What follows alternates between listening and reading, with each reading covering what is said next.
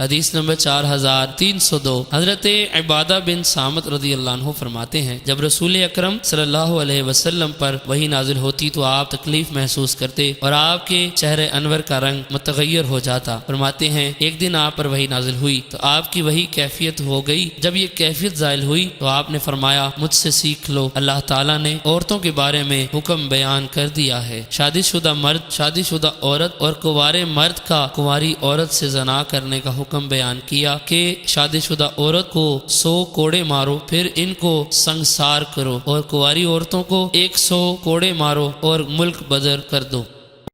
حدیث نمبر 4303 امام مسلم نے 2 مختلف سندوں کے ساتھ اس حدیث کو روایت کیا ہے۔ اس میں ہے کہ کنواری کو کوڑے مارے جائیں اور ملک بدر کر دیا جائے، جبکہ شادی شدہ کو کوڑے بھی مارے جائیں اور رجم بھی کیا جائے۔ اس روایت میں 1 سال اور 100 کے عدد کا ذکر نہیں ہے۔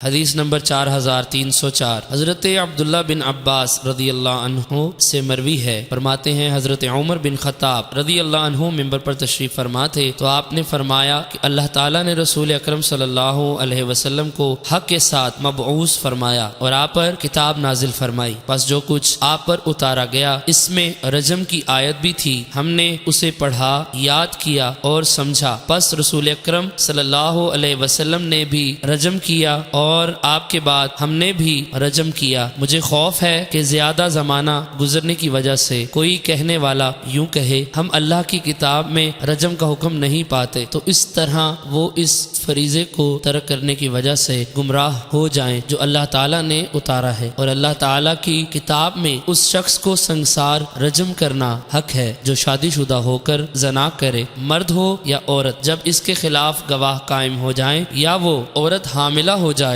یا وہ اعتراف کر لے۔ حدیث نمبر 4305 ایک اور سند سے بھی یہ حدیث مروی ہے۔